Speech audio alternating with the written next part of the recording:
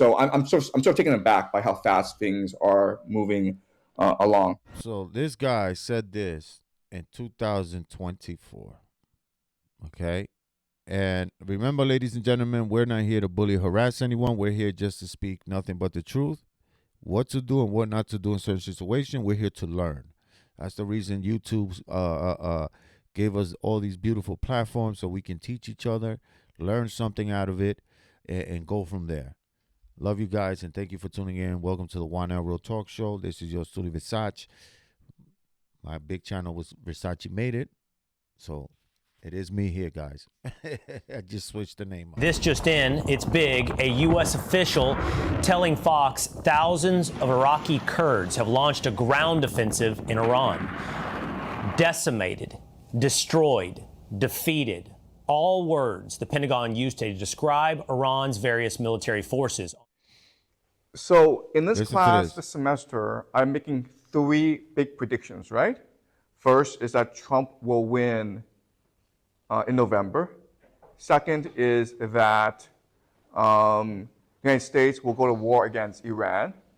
And the third big prediction is that the United States will lose this war, which will forever change the global order. And so we are seeing right now that that ground offensive has already begun.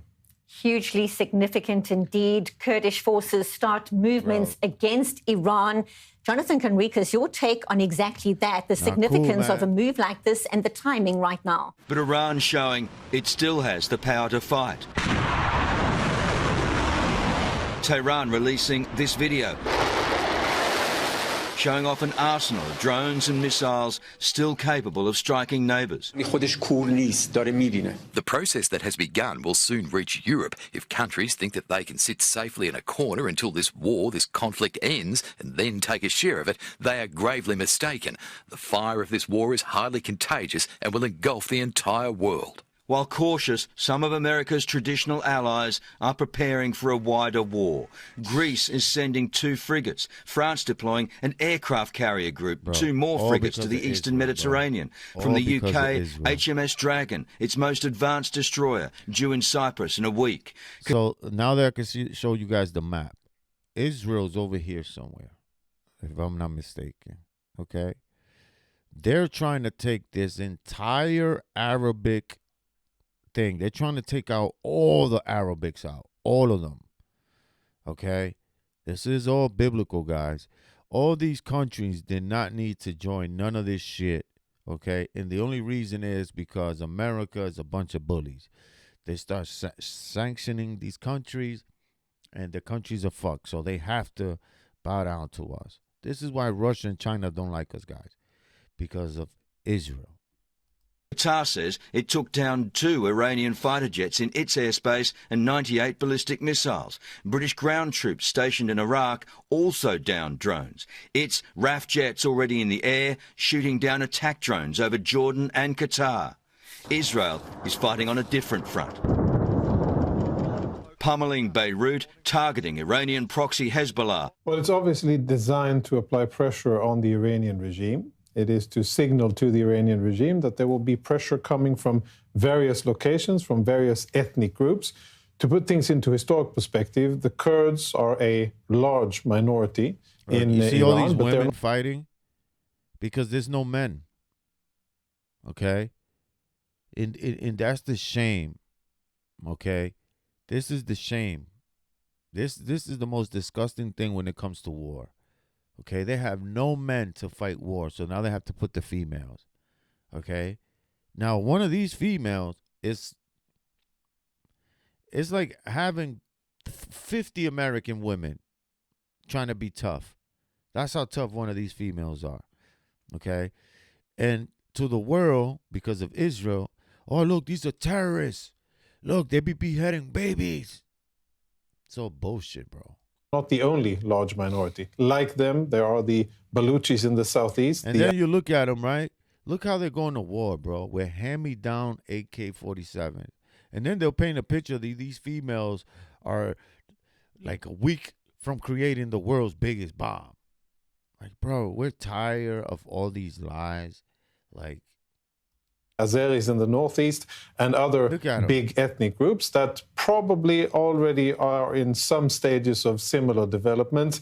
I think it was pretty, we could assess this ahead of time that the Kurds would be first because they are by far the most organized and they have a history of bearing arms and fighting for themselves.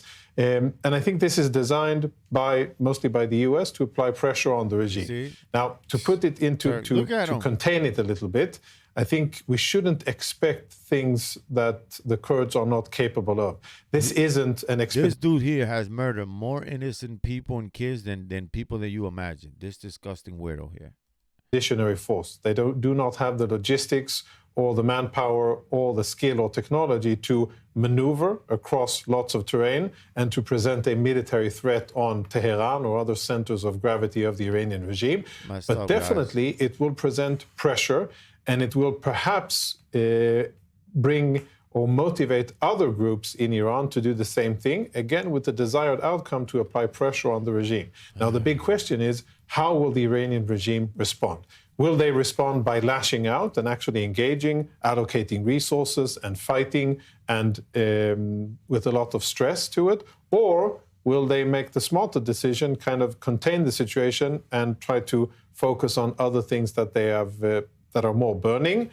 So far, the Iranian regime hasn't really managed this operation very well, so it'll be very interesting to see how they respond to this new threat. Certainly is a fascinating development. I watched a video of yours recently, and you talked about how Iran's objective, in order for it to have the advantage over the United States, is to bait them into a ground war. Obviously, after the Iraq War, that's like the dumbest mistake the United States could make, but you argue that it could still happen. How and why is that the case? If that is, like, it's not that, I can't imagine the U.S. doing something against its own interests. Of course it can. But something as catastrophic as putting troops on the ground in Iran, that is very surprising to hear. So how and why do you see that being a possibility?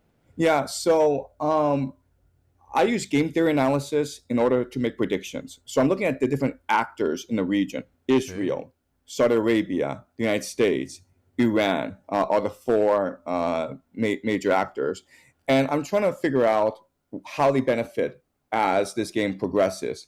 So if you're the United States, then you definitely want to cement control over the Middle East for both trade purposes and for resources, right? Because Iran is basically the center of the world. If you control Iran, you control all global trade. You negate BRICS, you negate Belt and Road, okay? You basically isolate Russia and China. So from a strategic geopolitical perspective, the United States definitely wants control of Iran.